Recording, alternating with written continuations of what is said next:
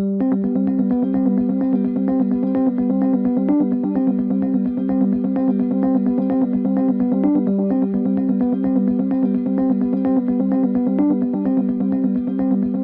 un premier temps, Myriam, est-ce que tu pourrais nous refaire un tour d'horizon actualisé de l'état de la recherche sur le Friedreich, s'il te plaît?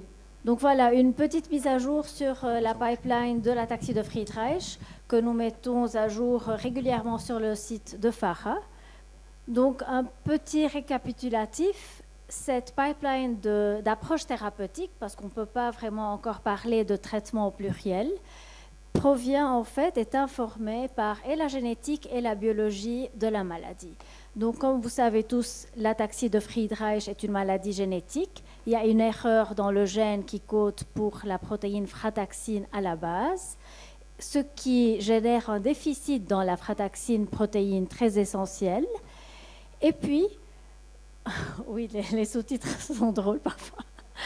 Et donc, ça mène à un problème, à un déficit d'énergie, parce que la frataxine travaille dans la mitochondrie, qui est la centrale énergétique de nos cellules, et donc il y a un problème d'énergie et de stress oxydatif essentiellement, ce qui mène en fait que plusieurs organes qui ont besoin de beaucoup d'énergie en souffrent. Vraiment très globalement, très généralement, ce qui fait aussi de la maladie qu'elle soit un peu qu'elle se présente sous différents symptômes, que différents organes soient atteints, malgré que l'ataxie soit le symptôme le plus proéminent, le plus fréquent dans l'ataxie de Friedreich. On a d'autres organes qui souffrent à part le système nerveux, comme le cœur, comme le muscle squelettique, le foie pour certains, etc.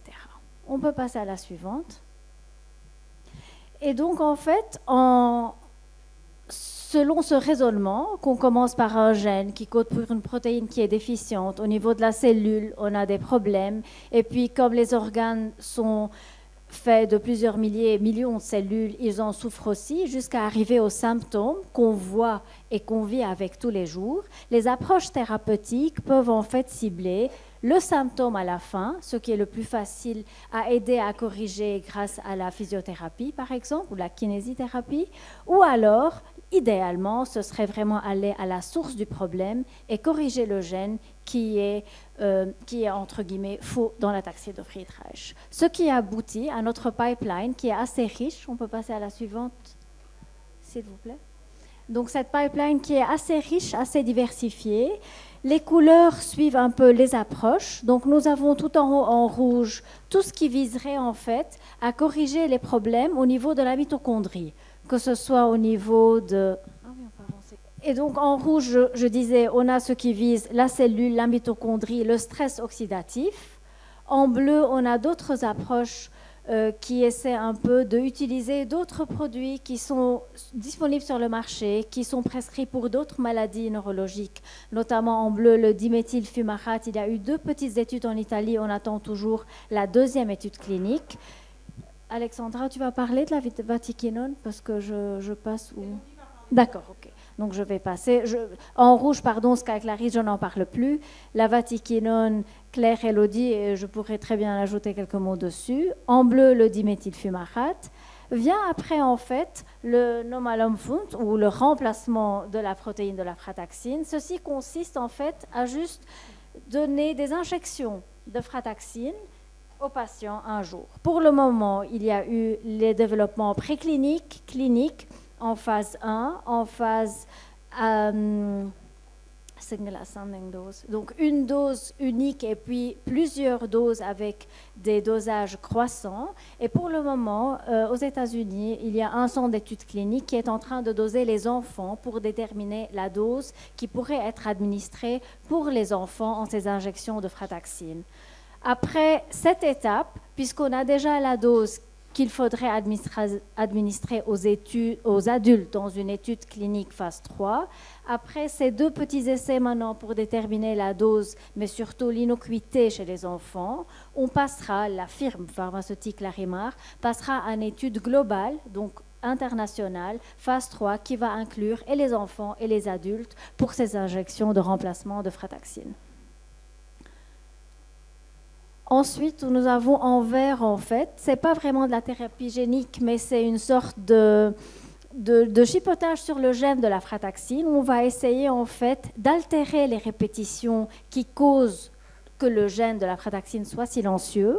Ce programme est assez vieux. Même quand j'étais étudiante, j'ai travaillé dans le labo sur des cellules avec ces produits qu'on appelle les polyamides.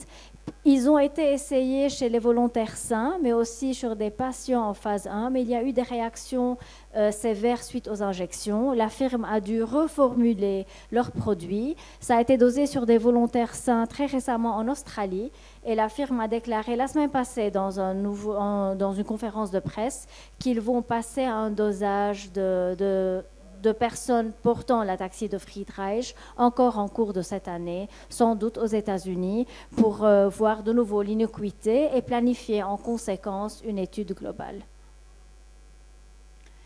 Et le plus tôt dans la pipeline, mais sur lequel il y a des développements depuis presque 20 ans maintenant, c'est les approches de thérapie génique, de remplacement de gènes, de correction de gènes, ou même de correction de gènes dans des cellules et réinjection de ces cellules.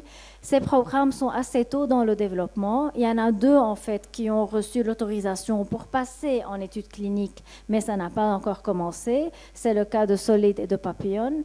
Lexeo sont les seuls qui ont déjà établi un essai clinique sur des gens vivant avec l'ataxie de Friedreich. Cet essai clinique visait le cœur uniquement, peut-être Françoise en parlera tout à l'heure, mais donc c'est une injection par voie intraveineuse, un gène qui porte une frataxine corrigée qui cible le cœur. Il faut savoir que les essais de thérapie génique, c'est des essais en même temps pour l'innocuité, mais aussi pour l'efficacité, et il faut 5 ans, parce que ce sont des études très bien régulées, il faut 5 ans pour voir les résultats. On sait qu'il y a des résultats dans les biopsies de cœur, que la frataxine a augmenté pour le cœur, mais on ne peut pas parler s'il y a une amélioration de la fonction encore, c'est trop tôt.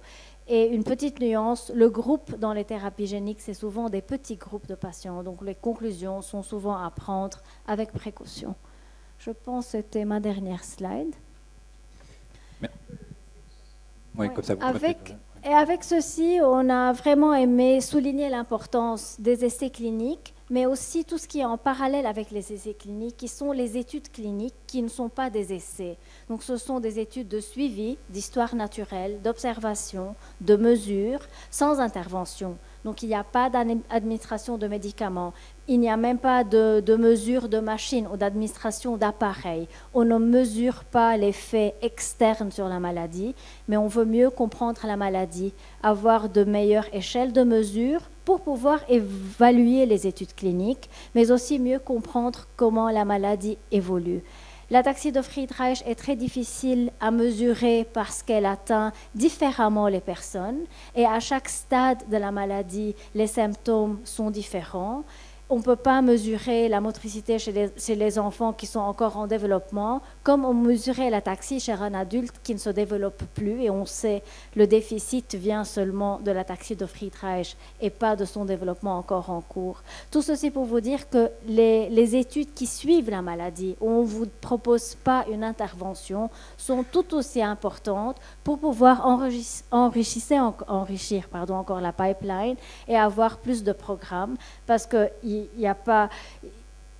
Tout le monde sait que souvent on a des programmes qui s'arrêtent, des programmes qui avancent beaucoup moins vite qu'on l'espère, mais parfois il y a des programmes qui peuvent avancer plus vite si on a de meilleures comparaisons à faire. Voilà, je ne sais pas si vous avez des questions. Oui, merci Myriam. Où on en est aujourd'hui des différentes études ou essais en France, ce qui est fait aujourd'hui dans vos centres? Qui veut répondre? Allez, je me lance. Bonjour, Élodie Petit. Donc, je suis attachée de recherche clinique à la Pitié. Donc, en France, on a bien sûr l'accès précoce, hein, on en a parlé, la SkyClaris.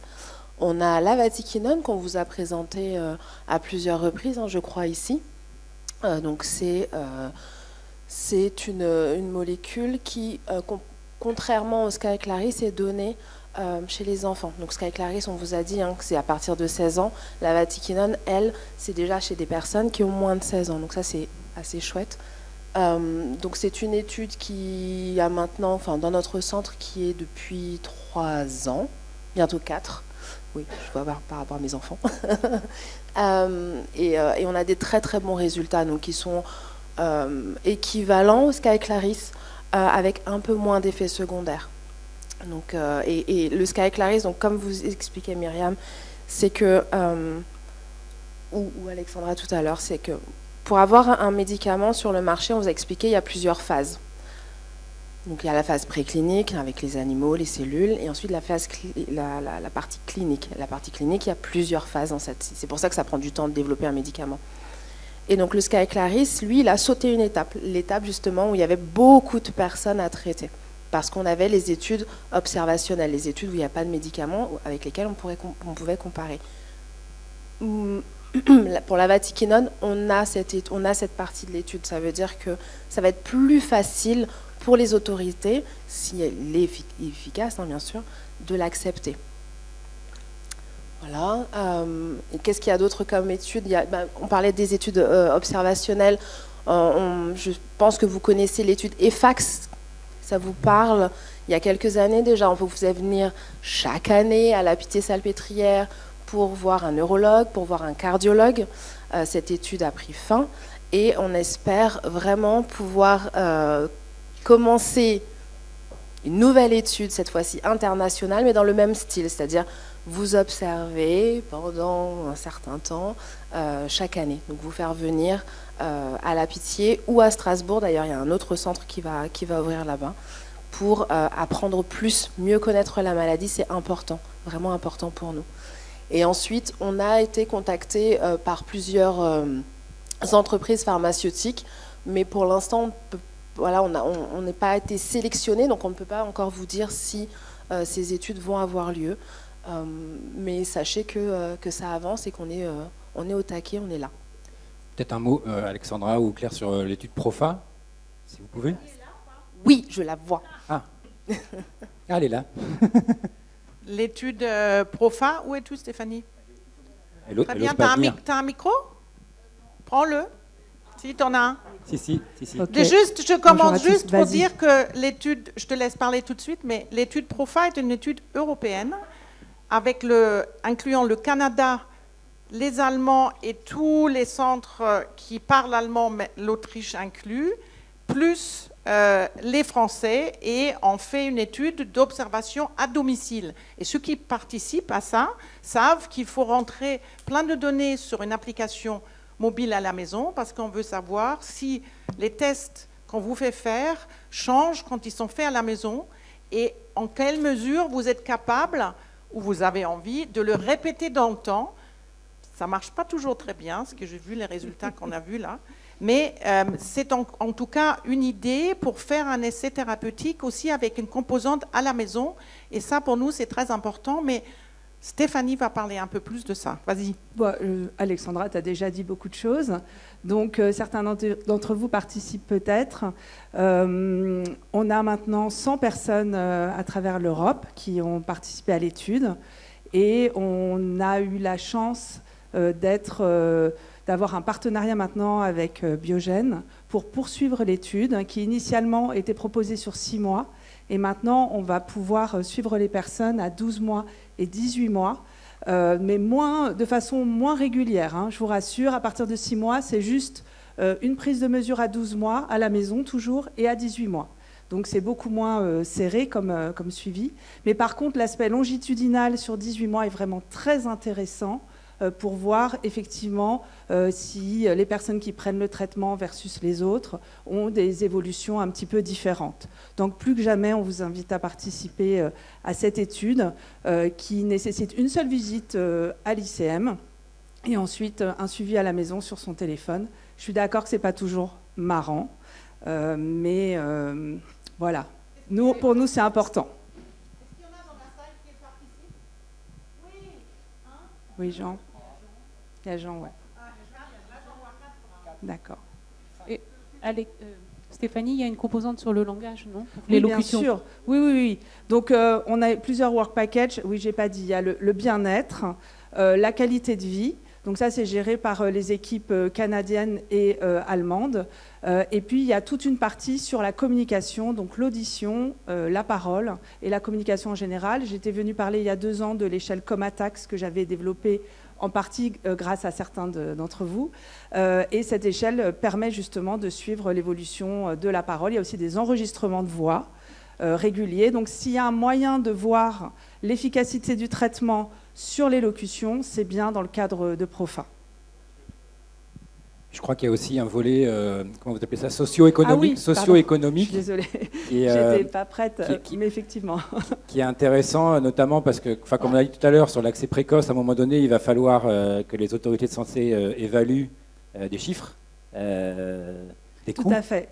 Et je pense qu'il y a un volet intéressant. Il y a un volet intéressant avec un questionnaire sur à la fois l'impact économique et médical pour le patient et pour l'entourage proche. Et il y pour a l'État. un chiffrage, voilà. Et pour l'État. Et Parce ça, qu'en c'est- fait, ils chiffrent combien ça coûte. Voilà, et s'il y avait un traitement, combien ça Voilà, donc gagnerait. tout ça, sont des arguments qui sont entendables par les instances ensuite. Donc c'est important de chiffrer, de quantifier ce genre de choses aussi. Et ce sont les personnes, les Allemands, qui font ça et qui ont cette spécialité propre de mesurer l'impact médico-économique des maladies et des traitements. Aussi, c'est qu'entre la France et l'Allemagne, c'est pas tout à fait pareil dans la prise en charge. Donc le prix qui est évalué n'est pas le même. C'est important parce que je boucle la boucle avec la discussion que nous avons eue pour que le traitement soit accessible pour les patients en France. Tout dépend aussi de ce coût parce qu'il l'inclut finalement dans le prix aussi du médicament qu'ils vont mettre sur le marché. Donc on est dépendant bien sûr de l'industrie pharmaceutique, mais aussi dépendant de ça. Bon, ok, merci Stéphanie. Je vous en prie. Alors, si on rezoome à nouveau en France et sur nos patients, nos malades, qu'est-ce que ça représente comme médicament maintenant, à court terme, pour les gens? Et je crois que vous vouliez aussi nous expliquer ce que c'était le pro-BNP, c'est ça, ou BNP? Donc en fait, qu'est-ce que c'est que le BNP? C'est un peptide qui est sécrété par le cœur, par les cellules du myocarde, c'est-à-dire le muscle cardiaque. Et ça nous sert en fait en cardiologie. Et ce qui est compliqué, c'est que par exemple dans l'étude MOXIe, c'est du BNP. Et nous, on utilise en France beaucoup du NT-proBNP. Donc juste, et pour vous montrer que en fait, le BNP, donc c'est synthétisé dans le cœur et ça va être séparé à un moment donné, ça va être clivé entre 2 petits peptides, le NT-proBNP et le BNP. Le BNP, en fait, c'est un petit peptide qui est actif dans notre cœur, dans notre corps, et qui va dilater les artères et qui va faire éliminer le sel. Donc ça, en fait, pour le cœur, on aime bien. Le NT-proBNP, c'est inactif, mais c'est beaucoup plus facile à doser. Et donc les normes chez l'adulte normal, c'est NT-proBNP inférieur à 125 et BNP inférieur à 35. Et donc dans MOXIe, par exemple, il y avait beaucoup de gens qui avaient, c'était je crois, contre-indication inférieure à 200. Avoir 200 de BNP, c'est déjà beaucoup.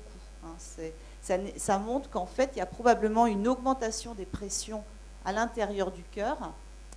Alors, ce n'est pas si facile à expliquer, mais pourquoi les pressions augmentent? Ça augmente quand, par exemple, il y a plus de volume, ce que nous, on appelle de l'hypervolémie. Si, par exemple, vous mangez très, très salé, 20 grammes de sel, donc vous allez boire beaucoup, ça va faire une plus grande quantité, un plus grand volume, en fait, dans le sang et qui va circuler dans l'ensemble de votre corps. Et ça va entraîner un étirement des fibres et ça va faire monter la pression.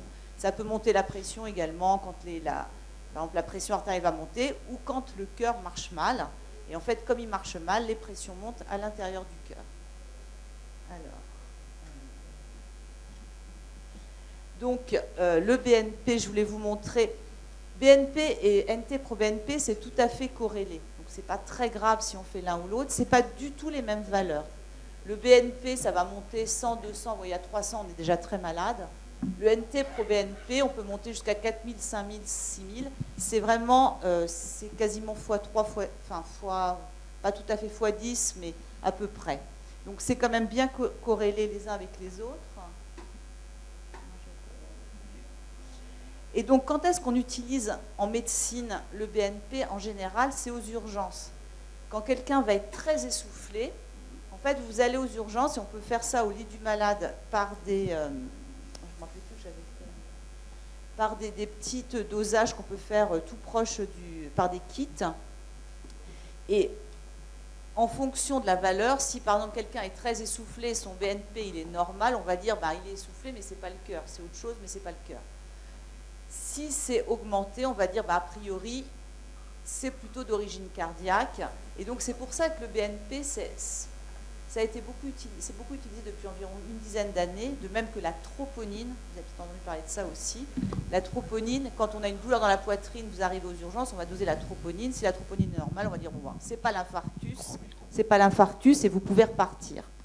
Donc voilà, donc le BNP c'est utilisé essentiellement aux urgences. Et donc le BNP, ça va ou le NT-proBNP. Donc là en bleu c'est le BNP, le NT-pro c'est en rouge. Vous voyez, donc c'est 3 fois plus important. Et ça va augmenter en fonction de l'essoufflement, c'est-à-dire que plus l'essoufflement est important, donc ça c'est une classification, 1 c'est pas essoufflé, 2 c'est un petit peu, 3 c'est beaucoup, et 4 c'est essoufflé au repos. Et donc c'est très corrélé à la quantité d'essoufflement. D'accord ? Et donc, nous, en fait, en France, on utilise de plus en plus le NT-proBNP parce que c'est plus stable. Le BNP, c'est tout de suite dégradé par un enzyme qui s'appelle la néprélysine. Et maintenant, quand on fait de l'insuffisance cardiaque, c'est-à-dire quand la fonction cardiaque est basse, nous, on donne un médicament qui s'appelle l'Entresto.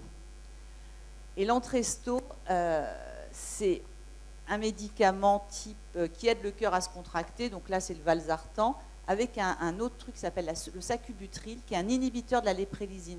Et donc, nous, on ne peut plus utiliser le BNP quand on suit des patients insuffisants cardiaques. Donc, on doit utiliser le NT-proBNP parce que c'est modifié par ce produit-là qui est maintenant très utilisé. Et il faut se méfier aussi, parce que nous, on s'est fait avoir dans un essai, moi, je me suis fait avoir. Le NT-proBNP ou le BNP, c'est en picogrammes par ml. Et de temps en temps, en particulier dans cet essai, on nous donnait des picomoles par ml. Et bien c'est beaucoup moins, vous voyez, 100 picogrammes par ml de NT-proBNP, ça équivaut à 11 picomoles par ml. Donc quand on vous dit dans l'essai, non, ça ne monte pas beaucoup, c'est à 100 picomoles, et ça fait déjà 846 picogrammes par ml de NT-proBNP. J'ai dit que la normale était à 125. D'accord ? Donc c'est pour ça qu'on se méfie.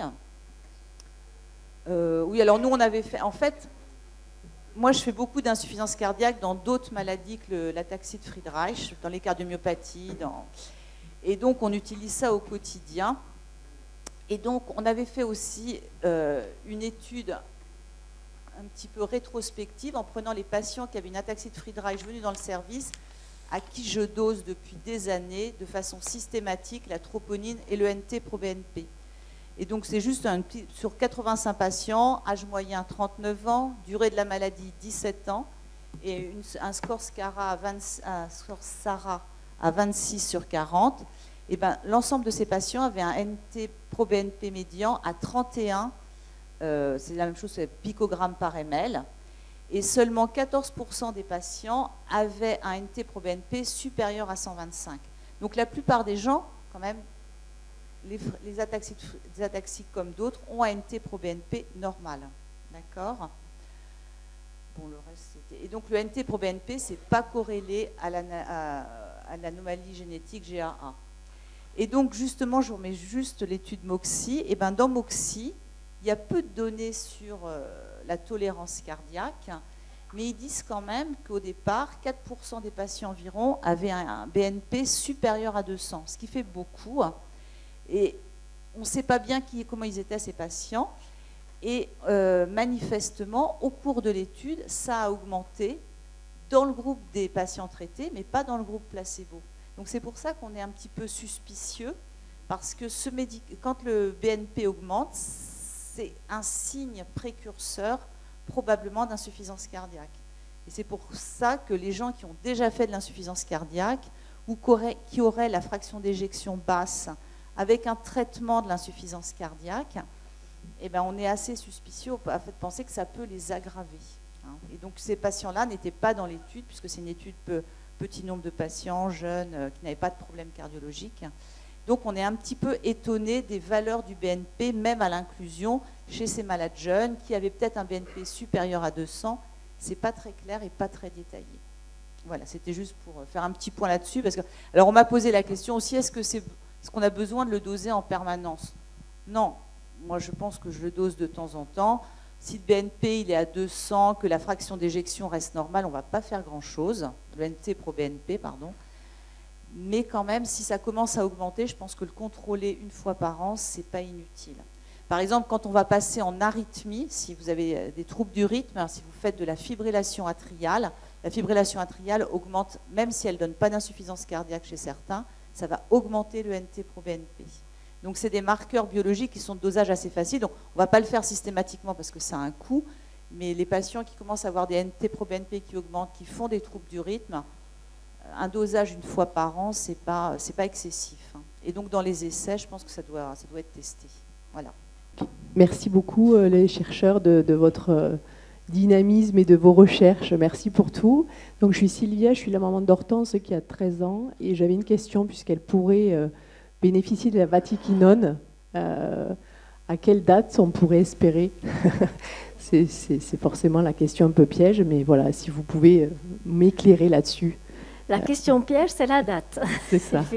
Merci de la question. En fait, la situation de la vatiquinone pour le moment, donc la firme pharmaceutique PTC a demandé l'autorisation de mise sur le marché aux États-Unis. Leur demande a été acceptée pour être étudiée dans un parcours qu'on appelle parcours rapide, le fast track. Donc ça a été accepté pour être étudié en février. En parcours normal, c'est 10 mois. En rapide, c'est 6 mois. Ce qui veut dire, comme ils ont eu le fast track, au mois d'août, on va savoir si la FDA aux États-Unis autorise la vatiquinone comme traitement pour l'ataxie de Friedreich à partir de 6 ans, si je ne me trompe pas. C'était ça la demande. Mais à la FDA, ils ont demandé à partir de 6 ans. Parce qu'ils ont dosé des enfants en parallèle à Movafay pour déterminer la dose à partir de 6 ans. Et donc, si ceci est positif, on a appris que PTC était assez bien préparé, que s'ils ont le résultat, que c'est approuvé et peut être mis sur le marché, ils sont prêts logistiquement à aller vite, le mettre sur le marché aux États-Unis et aborder les autres agences de médicaments, à savoir l'agence européenne et l'agence canadienne en priorité. Voilà, donc il n'y a pas de date, mais on ne saura rien s'il est approuvé ou pas déjà qu'au mois d'août au moins. Donc il faudra patienter encore quelques mois pour savoir le destin de la molécule, est-ce qu'elle est acceptée ou pas. Et après, l'Europe est sur leur planning, mais on n'a pas de date. Et après, si c'est accepté et si ça passe à l'agence européenne et admettons, ils nous donnent un feu vert pour un accès précoce, à ce moment-là, il faut que la France, comme pour le Skyclarys, nous accepte en accès précoce, ce qui serait formidable parce qu'on pourrait déployer de la même façon qu'on l'a fait pour Skyclarys dans tous les centres de référence, inclure tout le monde qui veut, qui peut, et y compris les enfants, ce qui serait super. Donc on n'entend que ça. Donc le FDA, en ce moment, avec la situation aux États-Unis, c'est pas formidable. J'espère qu'ils vont pas traîner plus ce qu'ils doivent, puisque Trump a quand même viré beaucoup de monde dans la santé et dans les chercheurs. Et donc, je ne sais pas comment ça va se passer. Mais j'espère que ça ne va pas trop retarder les choses ici non plus. La deuxième chose que je voulais dire, il va y avoir un essai chez les enfants avec le Skyclarys qui va débuter, j'espère, encore probablement clairement en 2025, mais j'espère que la mise en place va être faite avant l'été, mais c'est pas sûr, peut-être plutôt septembre, c'est ça? Oui, ouais, l'automne, pour les enfants et le Skyclarys, ce qui serait bien aussi. Donc, mais c'est un essai, donc avec des critères d'inclusion, donc pas tout le monde, et contre placebo. Et dans tous les centres, alors, du coup a priori, en tout cas, pour mon centre, ça sera inclus. Après, à voir. Mais a priori, quand même, en France, oui. Ça, c'est pour François. Oui, voir comment on a le score BNP pour un patient en cardiologie. Il est dans les comptes rendus, en tout cas de cardio chez vous. Et le BNP, comment on peut l'avoir? Donc, c'est un dosage qui apparaît dans les comptes rendus et les tiens et les miens aussi. Je peux être amené à mettre la valeur du BNP dans les comptes rendus. Mais sur les comptes rendus Sky Clarisse, vous l'aviez systématiquement, hein, vous l'avez demandé, c'est regardé. Quelqu'un qui a un problème cardiaque, vous l'avez compris, il va avoir un BNP à un moment donné ou le ça fait partie du bilan pré-thérapeutique Sky Clarisse, de toute façon, on doit le faire. Bonjour, j'aurais voulu juste des précisions sur les essais cliniques dont vous parliez, où c'est des injections directes de frataxine. J'ai pas bien compris si c'était en France, où ça en était, et surtout quel était du coup le résultat attendu. Donc, dans l'étude qui a eu lieu aux États-Unis, mais c'est des études courtes pendant 1 mois de dosage. Pardon? Non, le frataxine, non? L'arima, oui. Donc, c'est des injections pendant 1 mois. C'est pas pour mesurer en fait l'efficacité, c'est pour la distribution dans le corps et l'efficacité. Mais en même temps, ces patients ont pu bénéficier d'une extension de l'étude et ils ont pu avoir ces injections après ce petit essai pendant plusieurs mois. Et cette étude a montré que la frataxine augmentait dans le sang périphérique et dans les frottis de cellules buccales de la bouche. C'est comme ça qu'ils mesurent la frataxine. Donc ce sont des injections qui délivrent une frataxine synthétisée et qu'on retrouve en redosant la frataxine dans le corps. Est-ce que ceci va améliorer les symptômes? On ne le sait pas encore. On croit que ça va le faire parce que c'est la base de la cause de la maladie, mais il faudrait les études pendant 1 an, voire 2 ans, pour voir qu'est-ce qui arrive au niveau symptômes. Et cette étude-là n'a pas encore commencé, elle est en train d'être planifiée, et ça sera une étude internationale, et c'est très possible que la France ait un centre. Non, et surtout, si on veut savoir si ça monte la frataxine là où on veut la monter, c'est-à-dire dans la moelle et dans le cervelet et dans les voies, il faudrait faire au moins une ponction lombaire pour savoir.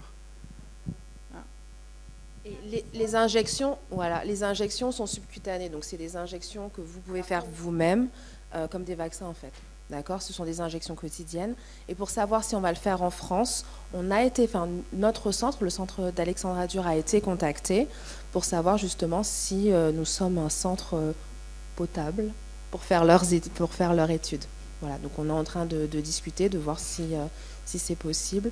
Et je sais qu'ils ont contacté aussi d'autres centres en France.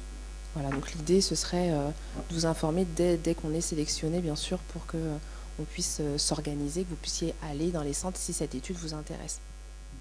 De ce que j'ai vu sur la tolérance, il y a quand même des réactions cutanées assez fréquentes, voire systématiques. Ouais, c'est bon à savoir. Est-ce que vous avez des retours de ceux qui prennent la vatiquinone en essai clinique plus le Sky Clarisse?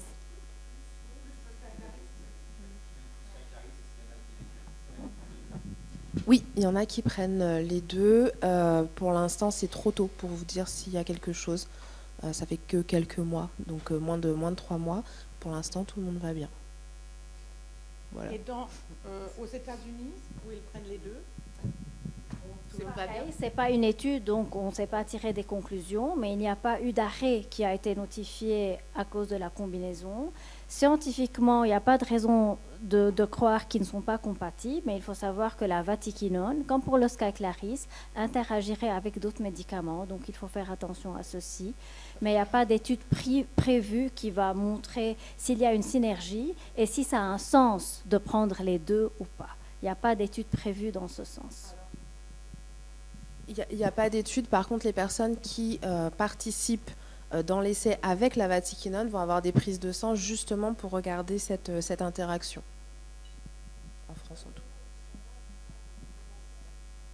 Ils ne sont pas complémentaires.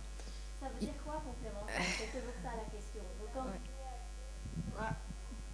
ils Ils ont deux voies d'action différentes, mais ils agissent tous les deux dans la mitochondrie. On parle de synergie en science quand les effets peuvent s'ajouter. Donc leurs effets pourraient s'ajouter ou pas. Donc on ne sait pas, encore une fois, s'il faudrait avoir les deux pour avoir un meilleur résultat.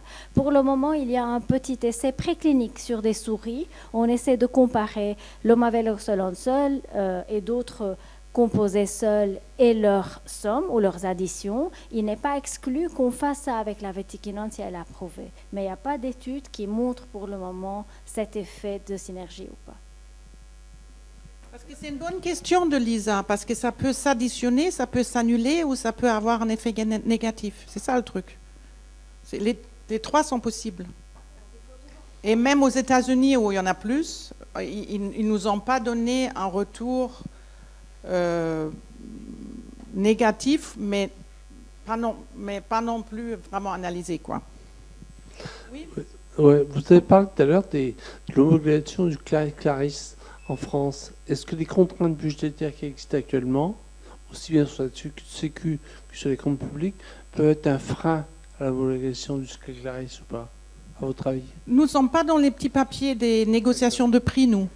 C'est-à-dire que le problème, c'est le prix est négocié entre Biogène et l'État. Donc, je ne sais pas. Moi, c'est une question que je voulais poser à Claire par rapport suite à sa présentation.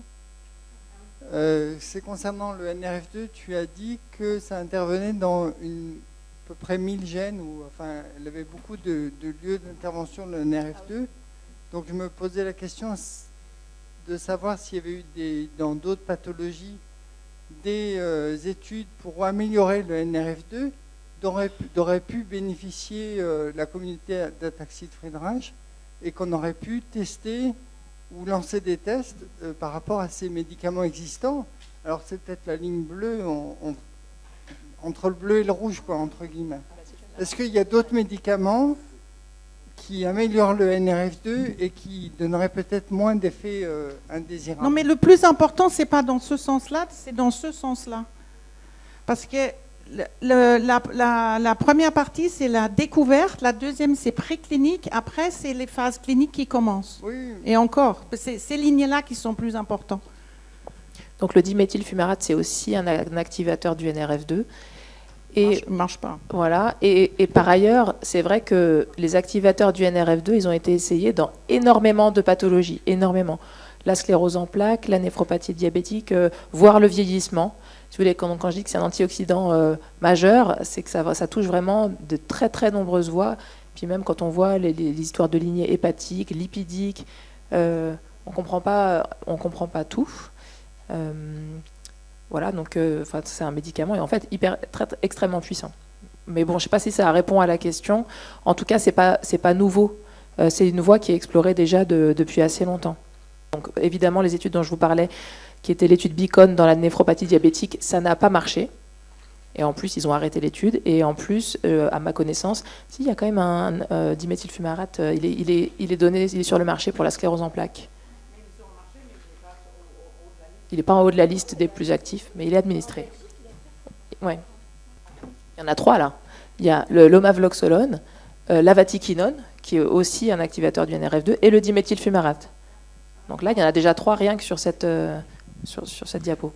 Mais on part toujours du principe que mieux vaut diversifier la pipeline, apporter de nouvelles cibles, que travailler sur une même cible, puisqu'on a déjà une molécule pour cette cible.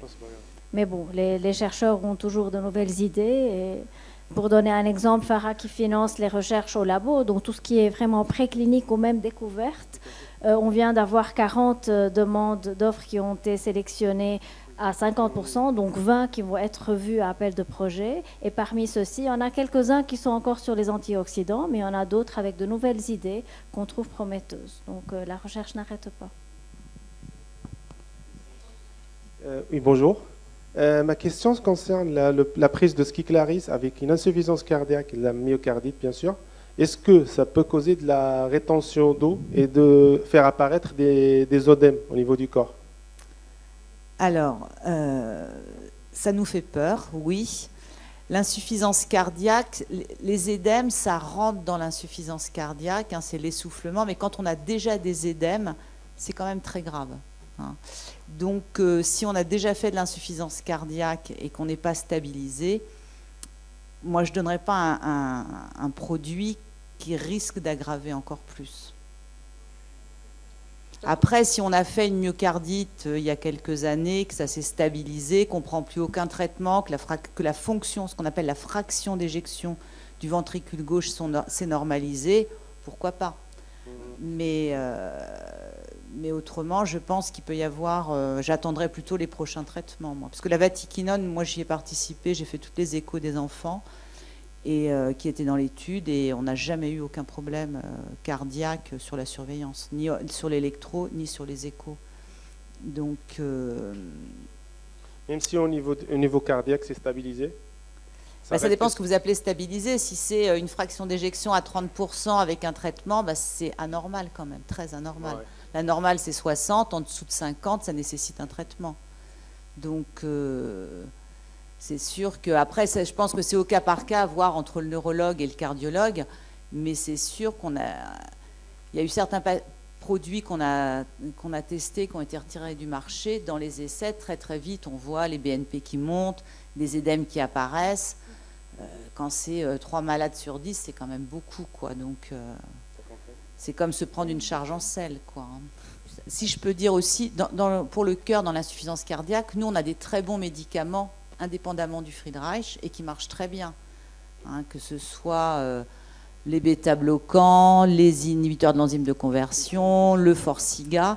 Enfin, nous, on a des vrais traitements qui améliorent de façon très nette les patients. Hein. Donc, je pense qu'il faut quand même prendre ces traitements-là et pas les arrêter forcément pour prendre le Scalaris, par exemple. J'avais une petite question. Je voulais savoir sur quels critères vous acceptiez, oui ou non, les essais cliniques. Est-ce que c'est sur les résultats faits aux États-Unis ou comment ça se passe? Soit c'est des idées des chercheurs et c'est des études académiques. C'est nous. C'est nous qui proposons l'étude, et à ce moment-là, nous, on essaye de trouver de l'argent et de la faire. Par exemple, dans certaines ataxies, pas dans l'ataxie Friedreich, j'ai fait des études qui n'ont pas été du tout payées par l'industrie pharmaceutique. Après, il y a l'industrie pharmaceutique ou les start-up, parfois des petites entreprises, qui proposent des molécules, des approches thérapeutiques qu'on voit avec eux. Si on les trouve bien, ou si on n'a pas trop peur que si les données préliminaires, s'ils nous le montrent tous, ça dépend un peu de la boîte. À ce moment-là, si on peut juger ou non de vouloir participer, si d'autres résultats existent déjà, on va dire oui, et après ils vont nous choisir. C'est-à-dire, ils vont faire, mais est-ce que vous êtes capable d'inclure plus qu'un? Est-ce que vous avez les patients etc. Pour ça, nous, on n'a jamais aucun problème dans les centres de référence parce qu'en France, on est capable de recruter vite dans les centres. Le problème que l'industrie pharmaceutique, en particulier l'américaine, n'aime pas, c'est le retard de l'administration française. On a essayé beaucoup de l'améliorer au niveau des hôpitaux pour que ça aille plus vite, mais vous connaissez l'administration, parfois ils nous empêchent de faire les études. J'en veux faire une là. J'ai obtenu toutes les autorisations. Je suis bloquée par l'hôpital depuis 6 mois. Et je ne sais pas quand est-ce que je vais pouvoir l'étude. J'ai l'argent, j'ai tout. Vous voyez, tout dépend beaucoup de l'administration. Pourquoi on bloque? Parce que c'est politique parfois. Parfois, j'ai besoin de vous demander d'appeler l'hôpital pour dire, écoutez, là, ça va là. Bon, je pense qu'on va vous remercier. On peut les applaudir.